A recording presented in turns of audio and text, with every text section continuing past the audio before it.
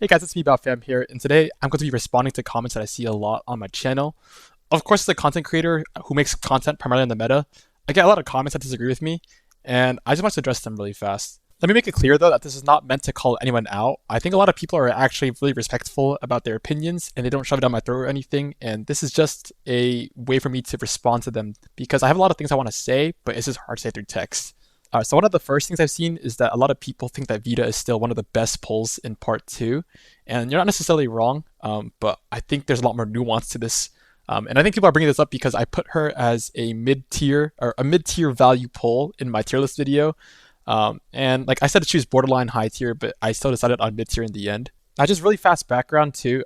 David and I actually did come to a mutual understanding of each other's opinions. However, I'm just bringing this comment up because a lot of people seem to agree with him and probably did not read further into the replies. So first off, I will say that Vita is still probably the third best value pull in my opinion in part 2.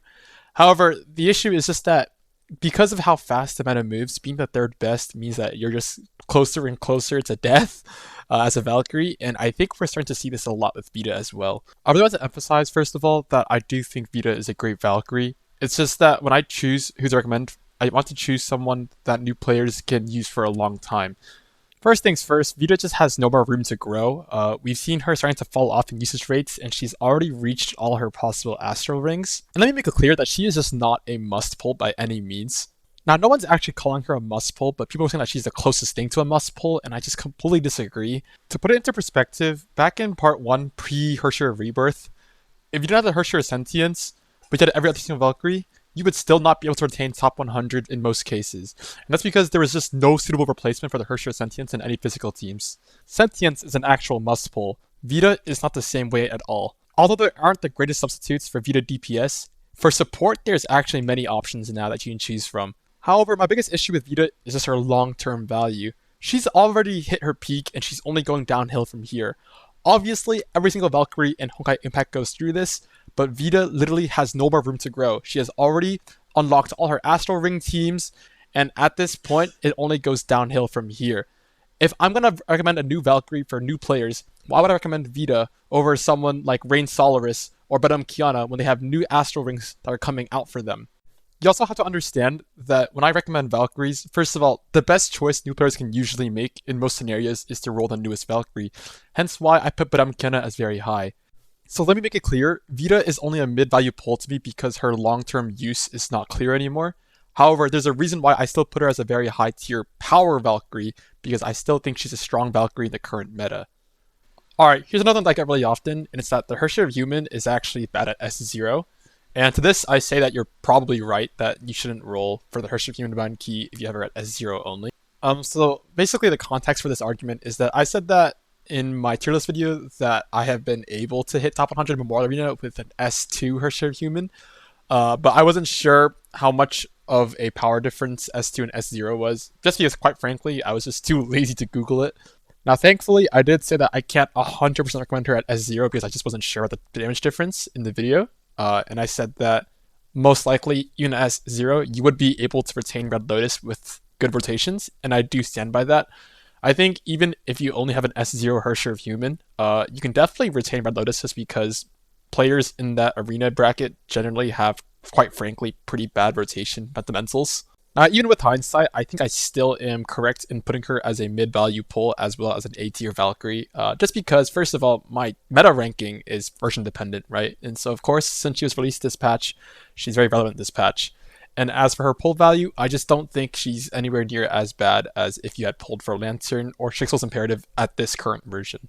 But if a new player were to ask me if they should pull for Alicia's Divine Key, the answer is probably no if you're at S0.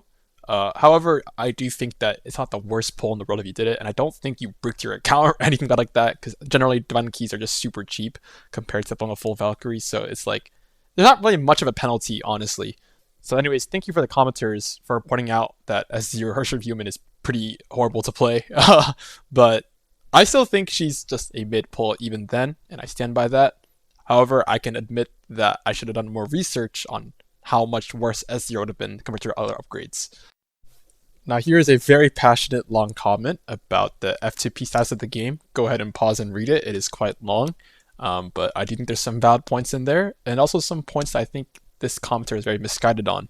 So first of all, we're talking about the meta duration characters like HOS, HOR, etc. He is 100% right. Characters used to last way longer in Part 1, and I think that's a very strong point of Part 1, was that you could roll a Valkyrie and then retain relatives for a long time without needing to pull new Valkyries. However, I think there is also a trade-off with this in the fact that you needed a lot more Valkyries to fill out 4 teams.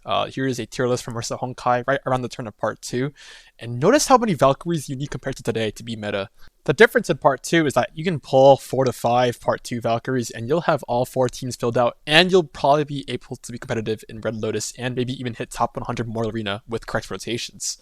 I acknowledge that this argument is very subjective and it's kind of just a volume versus frequency kind of argument. However, I personally prefer just having 4 to 5 Valkyries that are meta at one time because it just makes it cheaper to build overall, in my opinion. Especially since, like, back then, with so many Valkyries you needed, there was often times where you'd be missing a certain Valkyrie or a certain Stigmata or like weapon from one team, which ruined the entire team. Basically, I'm just saying that the volume of Valkyries you had to pull back then was much higher, whereas you get to pull more frequently now. And that's kind of subjective on how you view it. I personally think it's a good change, but I can see why this guy would think it's a bad change. And hey, listen, that's his opinion, and I think it's completely valid. However, parts of his comments are just completely wrong. Let me explain. So one of his arguments was that weapons were easier to pull back in Part 1, and that's just completely false. Like statistically, mathematically, provably false. The reason why is because even though weapons had a higher chance of being pulled on supply banners back then, there was a 50-50 on the weapon, so there was a chance that you wouldn't get the weapon and you get some other weapon. And this isn't like Genshin and Honkai Star Rail where it's like 75-25, it's actually 50-50 on if you get the weapon or not. So if you actually divide that percentage by half, it is actually the exact same rate as getting weapons today. So the math on getting weapons is the exact same. Another thing he brings up is that hair is bad, Senti with Divine Key is bad, and Classic Expression is bad. And those are all true today. However, I think they performed about as well as we expected back then.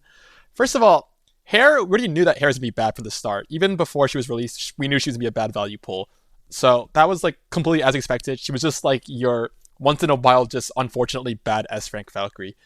Since it's a Divine Key, we knew that she wouldn't last long, and that's what happened. She just didn't last long, but that was to be expected because that's just all Divine Key upgrades in general.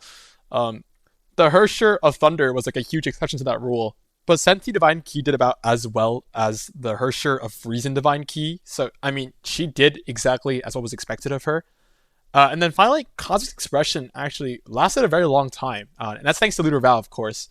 But from the start, we already knew that Cosmic Expression would be a very niche bleed support that would only support Lunar Vow and Susanna, and that was clear from the start. I actually made a video on Cosmic Expression on release talking about her. All expectations for her was just to support Lunar Vow and Susanna, which she did till the very end. So she actually lasted very long too, and she did her job. Actually, slight correction. We did expect more Bleed Valkyries to come out who she should support, which that never happened, so I was slightly wrong with that argument. And if you want to use that as an argument for why Cosmic Expression is bad, then sure, that's valid. Okay, and then here's another comment he made in reply to me, basically arguing about why I think the game is more F2P friendly now. So first of all, the part about just clunky rotations and stuff, that's purely subjective. I can't argue with that. I personally disagree. I think rotations are a lot more smooth now compared to back then, especially this new trio system where it isn't super like support reliant. But that's subjective, and if he thinks it's worse, then that's his opinion. I disagree with him, but that's fine. I'm not going to argue on that. Now, something I do agree with him with is the fact that Astral Rings just die too fast, and I completely agree with that statement. They kind of just die within like 4 to 5 patches, and we don't see them again, except for like, select few outlier scenarios. Now, his last argument is just that the current meta erodes the trust in your pulls, and what he says is that basically because Part 1 pulls lasted so long compared to now, Part 2 Valkyries obviously have to die faster, right? And this means that your crystal value hypothetically goes down faster because you're just constantly pulling new Valkyries all the time because your old ones just go out of meta really fast. And there is truth to this, of course there is, because this is just a trade-off that we paid for by getting cheaper Valkyries. However, one of his arguments is that because Part 1 Valkyries, basically all of them are virtually unusable now compared to back then, Honkai Impact has destroyed that trust completely.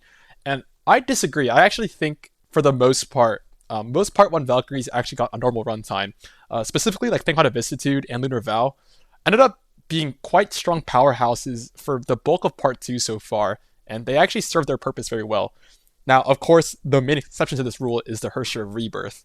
And to that, I say that it's not normal to expect Valkyries to last as long as like Hersher Sentience or Azure Imperio did.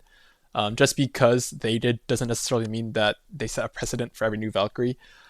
If we just look at Hersher Rebirth and a Valkyrie, she actually served quite a normal lifespan, around 8 patches, which is actually longer than the average Part 1 Valkyrie by far.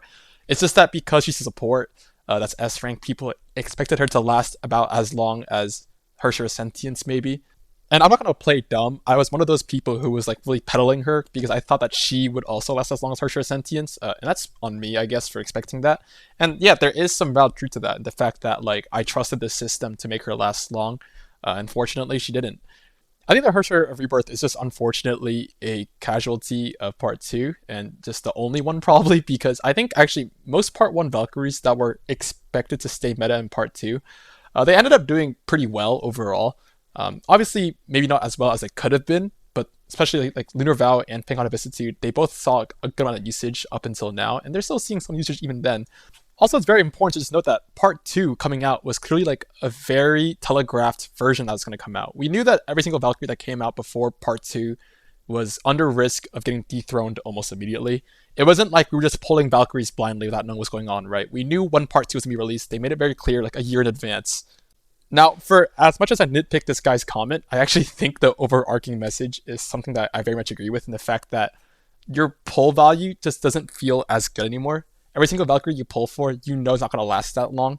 And even though that's great in terms of just like getting you in the meta very fast, because it's just so much easier to pull Valkyries not compared to back then, it does feel like every single pull you make is just for like a temporary solution, since nothing lasts long.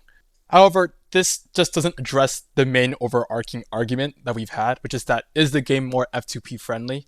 And I think that just it has demonstrably been more F2P friendly. Even if the pull fight doesn't feel that good anymore, even if Valkyries don't last as long anymore, the fact that you need so few Valkyries to be relevant in the meta, as well as the fact that the crystal income has gone up, I do think the game is much more F2P friendly. Not to mention that Sigmata today is just forgeable, whereas back then you had to spend upwards of like 120 pulls to get full Sigmata and weapons. I also think people tend to twist the F2P argument a little bit. They'll be like, okay, but if you decide to like miss out a patch or two, then you just fall behind really fast, and you fall behind faster than you would back in Part 1. And yeah, that's 100% true, but that's not an issue of the game being F2P friendly anymore, but rather the game just requiring too much time commitment from a player. And I think that, like, I don't know why those two arguments get mixed up, because that has nothing to do with being F2P friendly. And I always use this video as reference, but Mersa Honkai made a free-to-play friendly account in China, and he actually managed to pull a majority of Part 2 Valkyries and easily retain Red Lotus. So, I mean, there's that, right? I did not realize how much I argued with that comment, so let's move to the next one. Senna was the best Valkyrie in the game a year ago, now she's a do not pull. I don't think this guy was arguing with me, but just stating an obvious fact. And to that, I just say, well, read what I said in my reply. I actually think I handled it quite elegantly. But this is just true for any Valkyrie besides like a few outliers, in that a Valkyrie after a year will just not last that long. And this applies to both Part 1 and Part 2. So, you know, there's that to throw out, I guess. Obviously, Part 1 Valkyries had a better time lasting for a year long, but the truth was just that there was always eventually some new Valkyrie to replace them. There are some exceptions for even DPSs like Hersher of Human. However, the Hersher of Human actually got replaced by Lunar Vow, so she ended up not being too great after a year anyways. Here's one just to chill out a little bit. Is Keebster dead? And no, he's not dead, obviously. He's actually on my friends list on both Honkai Impact and Honkai Star Rail. I don't think he knows about my channel, and I pray to God he never learns about it, because quite frankly, my quality of my videos will just never match his, but I completely rip off his videos, so it's not a good look on me at least. Keebster does have a second channel where he uploads very infrequently, but otherwise, yeah, he's basically done a content creation. Alright, here's the last comment I'm going to address. Basically, he's just saying that he doesn't think that tier lists really work because they don't really explain versatility really well, and they don't have enough nuances in them. And to that, I say, yeah, you're completely right. Of course, a PNG of a bunch of letters and characters ranked is not very helpful. And that's why I make these tier list videos. It's so that I add on that nuance, right? I think the bigger issue with tier lists in Honkai Impact is just that temporal side of it, right? The fact that they don't really last long. They last like 2 to 3 patches at best. Now, he goes on to argue that the tier list would have been better if I made it according to Astral Rings instead, as in I ranked how strong Valkyries are inside and outside of Astral Rings. And to this, I just say, like, I don't understand why I do that, because first of all, generally in both Memorial Arena and Abyss, the most important part of a Valkyrie's rotation is when they're in Stellar Outburst, right? Basically, how a Valkyrie performs in Stellar Outburst and outside of it still both contributes to their overall value. And so making a separate tier list for either like being inside or outside of Stellar Outburst just doesn't make sense to me, because I'm trying to rank their overall value. I think this is one of those cases where, like, of course it's a good thing to have more information, but this is like kind of nuance that just adds noise to a discussion rather than necessarily help it. Sure, it can be helpful, but I think for the most part, it detracts from what I want to get my point as across as.